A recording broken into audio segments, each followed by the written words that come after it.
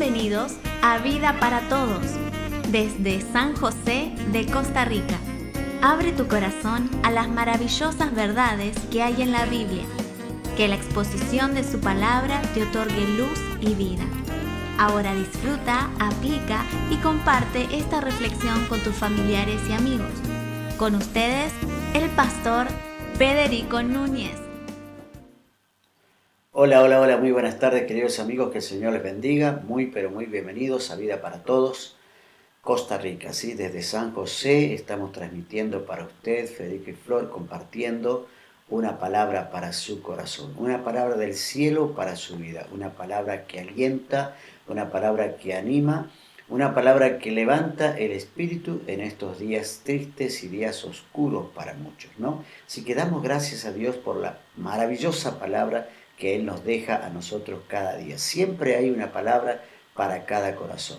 Así que en este día damos gracias a aquellos que nos miran en nuestro canal de Face en vivo. Damos gracias a Dios por esas palabras, por esas personas que nos miran en nuestro canal de Face en vivo. Y gracias también a aquellos que nos miran a través de nuestro canal de YouTube, Vida para Todo Costa Rica o Vida para Todo Federico Núñez Pastor.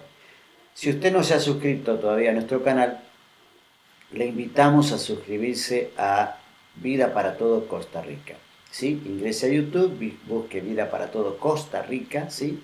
Toque la campanita y quede suscrito a nuestro canal. Ya para el mes de junio, para la primera semana de junio, estaremos completando 400 programas de Vida para Todos. 400 programas para la primera semana de junio, ¿sí? El mes que viene. En la primera semana vamos a estar dando algunos anuncios, vamos a estar celebrando en toda la semana pequeños tips, vamos a dar de que estamos completando 400 programas, ¿no? Todo un logro para un programa que se hace con poco, ¿sí? Con muchas ganas, con mucho empuje, pero con poco. Y damos gracias a Dios porque ese poco lo pone el Señor. Damos gracias entonces al Señor por eso. También quiero decir esto, si este video es para usted una bendición, pues comparta este espacio con algunas personas que usted cree que le puede ser bendición. Tiene una red de amigos, comparta este video con su red de amigos. Es una manera de difundir la palabra, es una manera de predicar la palabra y de llevar el mensaje de salvación a aquellos que lo necesitan. Puede que sea cristiano o no cristiano, comparte este video. Tal vez usted esté alcanzando y llevando una palabra de salvación para alguna persona que lo necesite. Amén. Quiero hablarles en esta tarde acerca de lo que hizo el Señor para limpiarnos. Lo que hizo el Señor para limpiarnos, ¿no? ¿Cómo trabaja Dios? ¿Cómo trabaja Dios para quitar todo impedimento y todo estorbo en nuestras vidas y así cultivarnos y desarrollar en nosotros la posibilidad de lograr una intimidad más con el Señor, ¿no? De aquí tenemos que subrayar el hecho de que para poder cultivar y que desarrollemos esa intimidad con Cristo, tenemos que decir que Él ya hizo todo. Él allanó el camino para limpiarnos y liberarnos de pecado, que es el gran estorbo para tener una intimidad con Dios. Estorbo e impedimento que hace inaccesible el camino al Padre, ¿no? Entonces, quiero tocar algunos pasajes en este día, de algunos pasajes bíblicos para recordar la obra del Señor a favor nuestro, porque como dije, Él ya hizo todo para limpiarnos. El primer pasaje que vamos a ver está en Romanos capítulo 8. Sí, Romanos capítulo 8, versículo 3 dice: por eso, a fin de darnos la salvación, envió Dios a su propio Hijo con un cuerpo humano, igual en todo al nuestro, pero sin pecado. Y al entregarlo en sacrificio a causa de nuestros pecados, esto es la obra que Él hizo, ¿no? Destruyó el dominio que el pecado ejercía sobre nosotros, ¿no?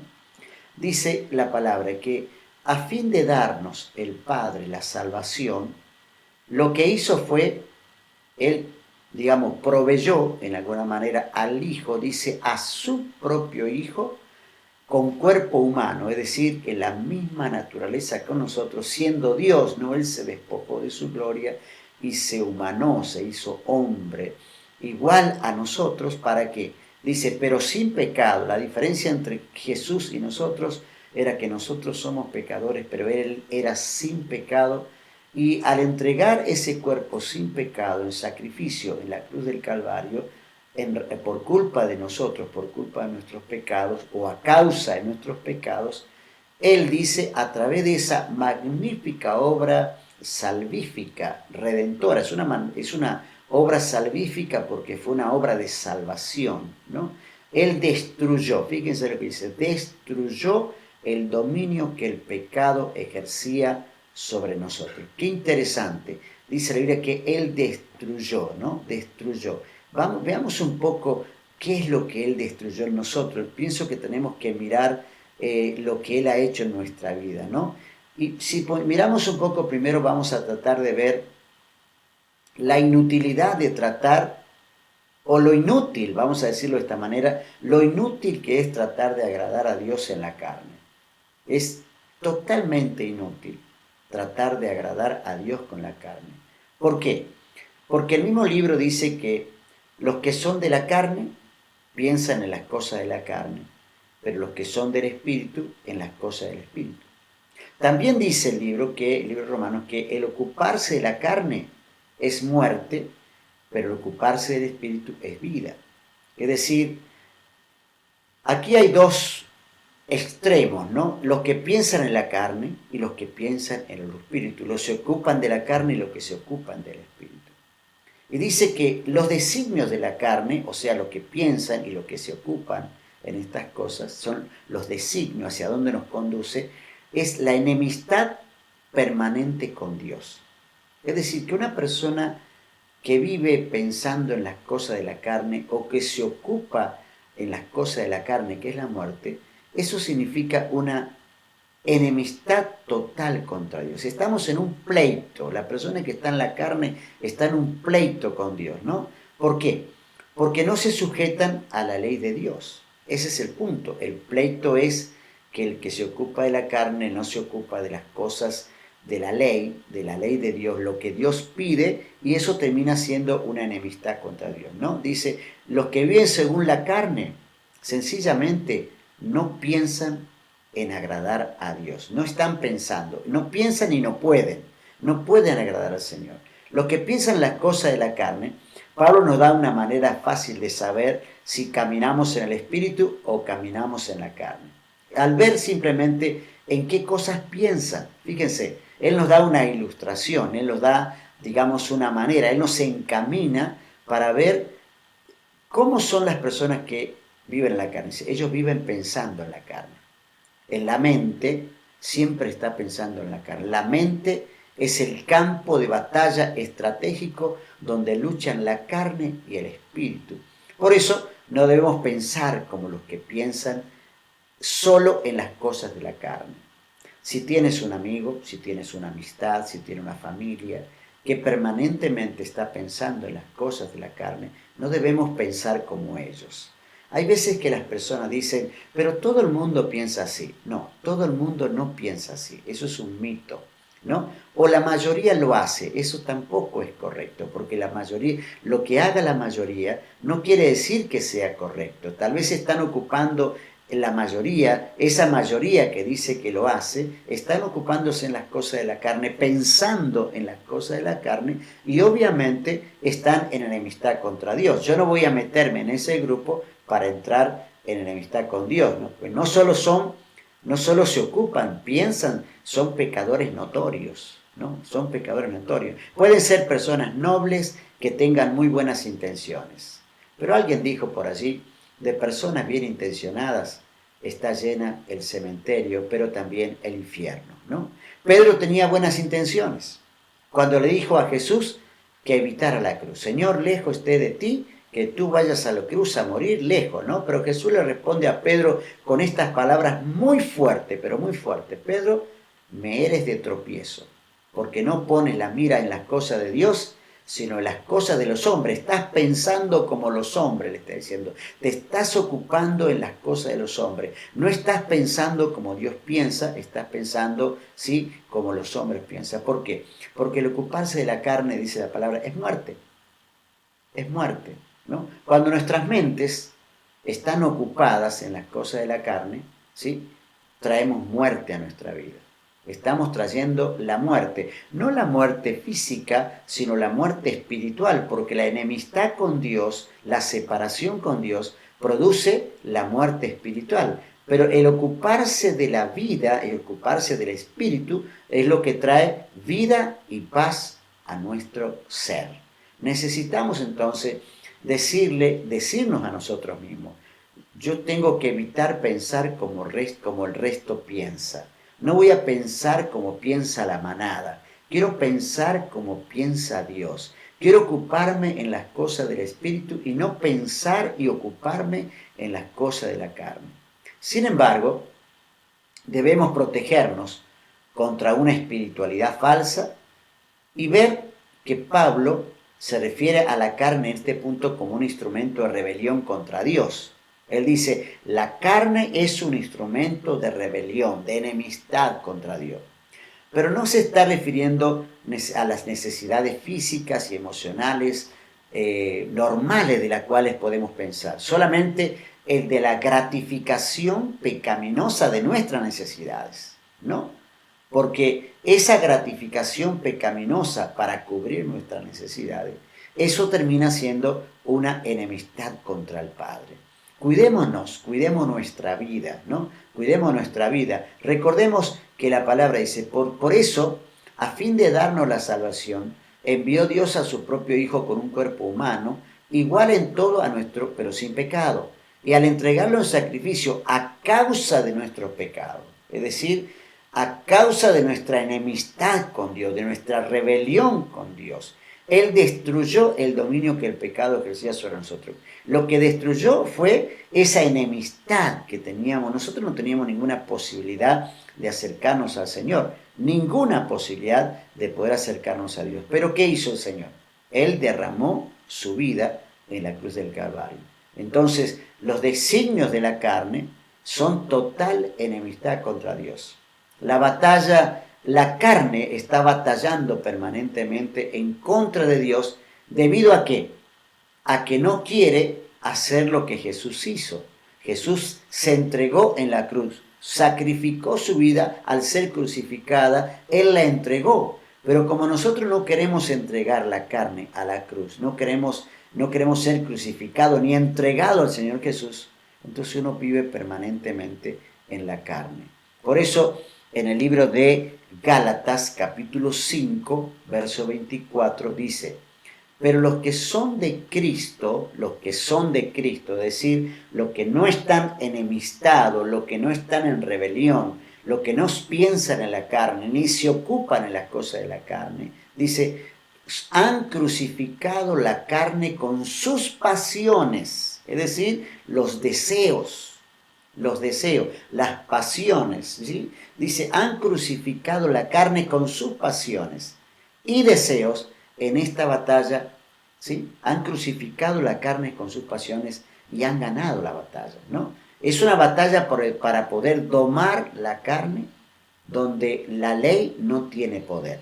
La ley no tiene poder para domar la carne, no para sujetarla, para someterla. La ley no tiene, sino que uno tiene que decirle al Señor, yo no quiero vivir pensando, ni quiero vivir ocupándome de la carne, en las pasiones y en los deseos desordenados. Una persona que tiene una vida desordenada en la carne está en una enemistad total con Dios. Una persona que vive en adulterio, en fornicación, en mentiras, en odios, en enojos permanentes, ¿no? No es que no podemos enojarnos. Recuerde que la palabra dice que podemos enojarnos, pero que no caiga el sol sobre vuestro enojo. Ahora el problema aquí es cuando esto es permanente, cuando hacemos de esto, cuando lo hacemos carne, cuando lo encarnamos, entonces nos ocupamos de las cosas de la carne, pensamos en las cosas de la carne, esas pasiones se transforman en deseos desordenados y ahí es cuando realmente entramos en una enemistad tremenda contra Dios, ¿no? Por eso Pablo nos dijo que los designios de la carne, ¿sí? Lo vuelvo a repetir esto, los designios de la carne están en permanente enemistad con Dios. Y él puso énfasis más fuerte que eso porque dijo, los designios de la carne son enemistad. contra Dios. Directamente, ¿no? Enemistad contra Dios. Es decir, no es negro, sino oscuridad. No está en enemistad, sino es enemistad. No está en enemistad, sino que es enemistad. No está corrompida, es corrupción. No es rebelde, es rebelión. No es malvado, es maldad en sí mismo. El corazón, a pesar de ser engañoso, es positivamente engañoso, ¿no? Es malo en lo concreto, pecado en la esencia. Es la destilación de la quinta esencia de todas las cosas malas que el hombre podría tener. No tiene envidia contra Dios, ¿no? Es envidia. No tiene envidia contra Dios, es envidia. No es un enemigo, es enemistad real. Cuando hay enemistad real, ¿no? Estamos en un problema muy serio. Estamos a punto de perder el beneficio de la obra salvífica porque Él destruyó la obra del pecado. Porque no se sujetan a la ley de Dios, ni tampoco pueden sujetarse. ¿Por qué? Porque piensan y se ocupan en las cosas de la carne. Podemos intentar hacer el bien en la vida sin estar sujeto a la ley de Dios. Podemos intentar, vuelvo a repetir esta pregunta, ¿podemos intentar hacer bien en la vida sin estar sujeto a la ley de Dios? ¿Podemos vivir de esta manera? Intentar hacer el bien, pero no estar sujeto. Estamos pensando que con el intento alcanza, con el intento no alcanza. Intenciones no alcanzan las intenciones. Hay que ocuparse de las cosas del Espíritu. Hay que pensar en las cosas del Espíritu. No basta con la intención de decir, bueno, tengo intenciones buenas, pero finalmente nunca las concreto. Hay que concretarla, ¿no? Yo creo que de una manera tremenda, el libro de Romanos, capítulo 8, versículo 7, dice, quizá ningún otro texto lo expresa de una forma más completa, el horrendo estado de perdición en pos de la carne, ¿no? Tenemos que decir, Señor, wow, cuán peligroso es vivir de esta manera. Cuán peligroso es vivir de esta manera. Y vuelvo a reiterar aquí lo que dice Romanos 8:3. Por eso, a fin de darnos la salvación, ¿qué hizo? Dios envió a su propio Hijo, con un cuerpo y mano, igual en todo al nuestro, pero sin pecado, y al entregarlo en sacrificio a causa de nuestros pecados, destruyó el dominio que el pecado ejercía sobre nosotros. Y estamos hablando, y he estado hablando en estos minutos, acerca del dominio que el pecado ejercía sobre nosotros. ¿Qué hizo Jesús? Él destruyó ese dominio. Es decir, destruyó la posibilidad de que yo viva pensando en la carne, que viva ocupándome de la carne. Él lo destruyó y me da a mí la posibilidad de tomar esto, de beneficiarme con la obra salvadora de la cruz del Calvario. Querido amigo, toma esta oportunidad que Dios ya te está dando, porque Él lo hizo todo para limpiarnos. Él hizo todo. Él vino, Él vivió, Él murió, ¿sí? Él fue sacrificado, derramó su sangre, Él fue sepultado y resucitó al tercer día. ¿Todo para qué? Para limpiarnos y liberarnos del dominio que el pecado ejercía sobre nuestras vidas. Dale gracias a Dios por esa tremenda, inmensa obra que el Señor hizo en la cruz para liberarte de la condenación del pecado. Decile al Señor en este día, gracias Señor, porque tú destruiste lo que yo jamás podría hacerlo. Tú con tu poder y tu obra salvadora destruiste el dominio que el pecado ejercía sobre mi vida y ahora soy libre en Cristo Jesús. Amén. Hasta aquí llegamos hoy. Mañana nos vamos a volver a encontrar aquí en este espacio a las 6 p.m. hora de Centroamérica. Que Dios te bendiga.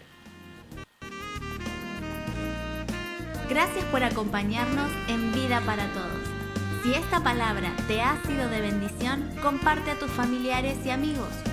La Biblia es la palabra de Dios. Hacé de ella tu escondite, tu escudo y esperanza. Suscríbete a nuestro canal en YouTube, Vida para Todos, Federico Núñez, Pastor. Mañana nos volvemos a encontrar una vez más en Vida para Todos.